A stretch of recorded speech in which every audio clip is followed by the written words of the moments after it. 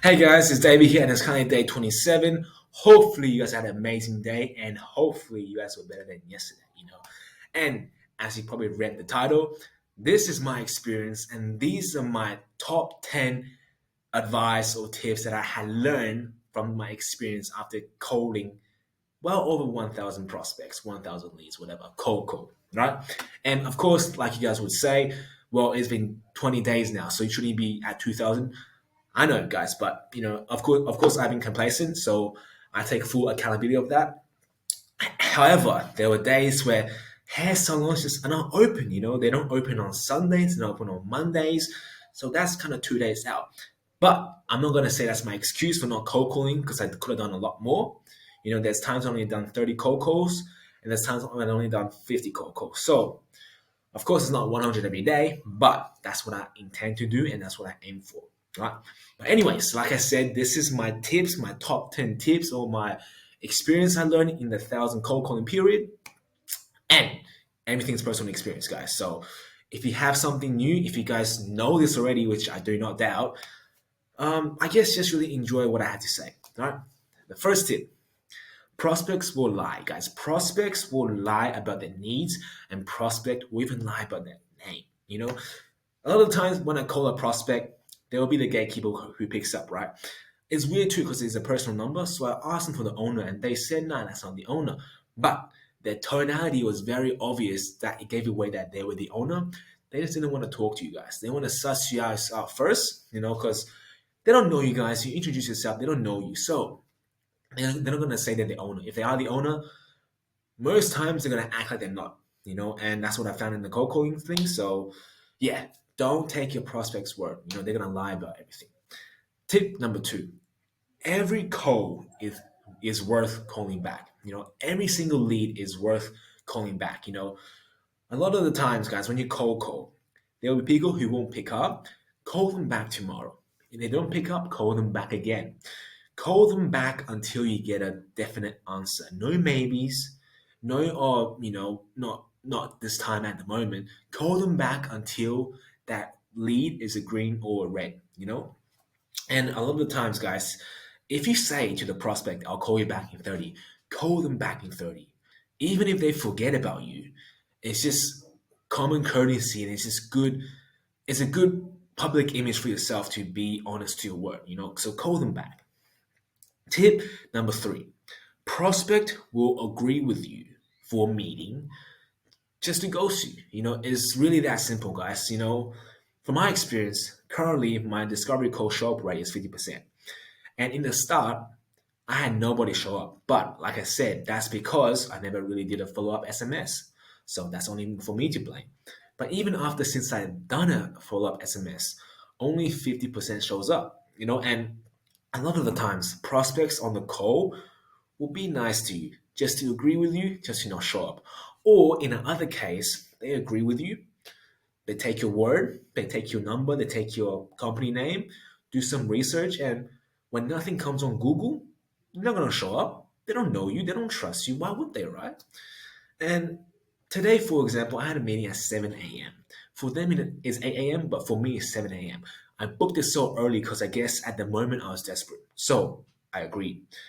Woke up this morning, put everything aside just to wait for them, and again, no show, straight to voicemail. Obviously, a ghost, but obviously, even if that's the case, guys, every lead is still worth a follow up because in this stage, they're qualified. You just got to prove yourself worthy. All right, number four: be prepared that the first 100 to 200 cold calls you make are gonna just be practices. The first 100 or maybe even 300, maybe 50 if you're good at cold calling. But the first stage of cold calling, when you first begin cold calling, those leads you call are gonna be burned instantly, guys. Unless you're lucky. Unless you just went to a prospect that needs your service. Unless you're that lucky, the first cold calling stage, the first few hundred calls you make are gonna be just practices, guys. They're gonna be the time when you actually get comfortable even just saying your name. It's just the stage of getting over the fear, guys. So don't expect to book any meetings. Say your aim high, but don't expect anything from it. Just know the first few calls you make, those leads are gonna be burned. And majority of the cases, those leads you can't call back. At least not till now. Maybe in the future when you have case studies. But now those leads you call, dead, finished, nada. Right? Number 5. Don't let your prospect's first impression be the last for you. What I mean by this is a lot of the times, guys, we people, judge people's first impressions. We label people like that 3 seconds and we judge how they walk, how they talk, and that's how we view them as. However, this is not the same case with prospects. In my opinion and from my experience, a lot of the times a prospect will sound angry, moody, like an absolute cranky old fella, right? And you might think to yourself, well, this guy's a real bad, dick. And a lot of the times we judge prospects like that and we think they are, nightmare clients. Maybe that's true, but from my experience, guys, a lot of the times a prospect will sound moody over the phone. Maybe they are like this personally, but a lot of the times they are busy. You're interrupting them. So remember that when they, are angry or moody at you, that's nothing personal. They just are having a bad day or having a really stressful day and you came and interrupt them, right? So a lot of the times when I call back or on discovery call, when I actually, talk to them, when I actually get them to open up, they are actually really nice people, guys. So never let your prospect's first impression be the last for you. Number 6, don't change your script, change your tone. And at the start, I've been changing my script, guys. I've been changing it because it wasn't working. I was changing it because I called 300 people and I had no meaning. Right? I changed, but at the end, I just decided to work with one script, the script I started off with, right? And what I did change was my tonality. What I did change is pausing before I say my words. What I did change was, lowering my tonality for saying something important. All these little insignificant changes was what got me those meetings. Maybe I should fix my stuttering. But anyways, change your tonality and just leave your script alone. Because most likely, guys, when you cold call, the script you use will be off YouTube or someone else or some script that's, that works, that's proved to work. What's not working is your tone. So remember, just work on your tone, guys. The script, the words are guaranteed to be effective if you say them the right way. Number 7, don't leave your contacts down. And this, for me, it was a common objection that I did not realize later down my journey, right? It was an objection that was just so sugar-coated for me that I thought, that's good, I'll leave my contact down and they'll call me back. I really thought to myself, the prospect was interested or the gatekeeper was going to actually pass my thing on. Majority of the cases, guys, when you leave your contact down, they're going to be searching you up. Or when you call them, they're going to be searching you up.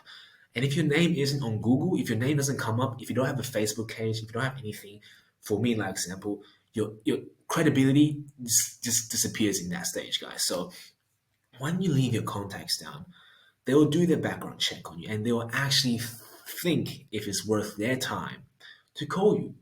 And majority of the cases, guys, if you start out, you're not well established. So most likely you're not going to be ranked number one on Google, whatever. So majority of the times, leaving your contact down is a complete waste of time.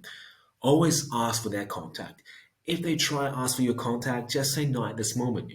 If they ask what is this for, just say no at this moment, but I'll call you back. What time is the owner in? Should I call back tomorrow? No matter what you do, don't answer their questions direct. Try beat around the bush. Try go around, but not too aggressive, not like angry with an angry tone. Just kind of be like concerned or a bit calm, guys. But always hold your ground and don't leave your contacts down. Number 8, do basic research. This couldn't be simpler, guys. I'm not saying spend 10 hours on a lead, find their last name, first name, where they were born, their kids or had kids or not. Not that deep. All I'm saying is, if you're gonna cold call, like at least find out if they have Facebook ad running or any social media you plan on doing ads for. Find out if they have that social media, and just find out their actual phone numbers and emails. It's really that guy simple. I'm not saying find out their first name. It'll be good. It'll be a very good leverage you have. But when I call, I don't even know their first name, guys, and I still get meetings down. It's just really about, I guess, it's doing the bare minimum, guys. Doing the bare minimum just to know that you're actually calling the right people and that they can actually have, a hidden gap in the market where you can actually provide for them. That means having a Facebook page but not running ads. Then you can use that as a leverage. So just do your basic minimum research. Don't go overboard. If you can go overboard, it's always good. But when you start off, just at least do your basic research. Number nine, don't judge your performance by the total amount of calls you make. And this is so important, guys. For me, when I first started tracking my calls, I didn't write down if the gatekeeper answered. I didn't write down if the decision owner answered, or I didn't even write down how many times I pitched my service. And this gave me a very vague data to go off. You only said pick up or no pick up, right? So, and a lot of the times, guys, I judge my performance on the total amount of calls I make. So when I first started, I look, okay, I made 100 cold calls, but out of this 100 cold calls, I got no meetings, right? And for the first 3 days, I got very discouraged quickly because I made 300 cold calls, guys, but I had no results. But when I actually started, analyzing into detailed specifications, I realized that the 100 cold calls I make, only 50 of them will pick up. Out of the 50, less than 10% will be decision makers. And really, at that time, only 5%, or not 5%, only 50% of those will have a chance to let you finish your pitch. So, really speaking, guys, out of the 100 cold calls you make, you might only get to talk to 10 or 5 decision makers, And so, judge your performance on that, guys. Judge your performance on how many times you actually get to pitch, not how many times you make the cold calls. And when you realize that, okay, I made 100 cold calls a day, I pitched my service 10 times and I got one meeting. That means it's very good. And of every 10 people you called, you get one opportunity. Not 100 people you call, out of 10 people you call. And guess what? The good thing, the people who didn't pick up, you can call again tomorrow. So it's basically more opportunities for you. So judge your performance on the amount of pitch you make, not on the amount of total calls you make. And this is number 10, guys. Never be the first one to jump off the call. Never be the first one to say thank you, goodbye. And this for me has been a very bad habit. A lot of the times I jump off the call too quick. After they say no, I don't ask why. I don't handle any objections. I just say, all right, thank you for your time. Bye bye. A lot of the times we jump off the call too quick because we are afraid, we are nervous, or, we can't stand this awkward silence and we just have to fill the gap by leaving the call first. We have to fill this gap by just hanging up. And a lot of the times, doing that just kills your credibility instantly, guys. A lot of the times, a prospect could just be simply asking you for more clarification on your service, and that's when the objection comes in. And when you can't simply answer that objection and you just take the quick way out and then just, hang up, that not only kills your credibility, but that pretty much kills the lead, guys. That kills the lead because the prospect will be like, okay, this is an absolute rookie. I asked a simple objection and he can't answer that. Guys, if you want to get meetings, you have to fight objections. And the only way to make cold calling even more enjoyable is to fight those objections. So, I'm not saying be a dick. I'm not saying be an asshole, all right? But never be the first one to hang up. Always fight to the last straw. Always fight till they actually hang that phone up on you guys. Only then can you actually learn from cold calling, and only then can you actually find joy in this process. But that is my 10 tips, my 10 most valuable tips I found in my experience so far from making more than 1,200 cold calls. So hopefully this is valuable to you guys anyway.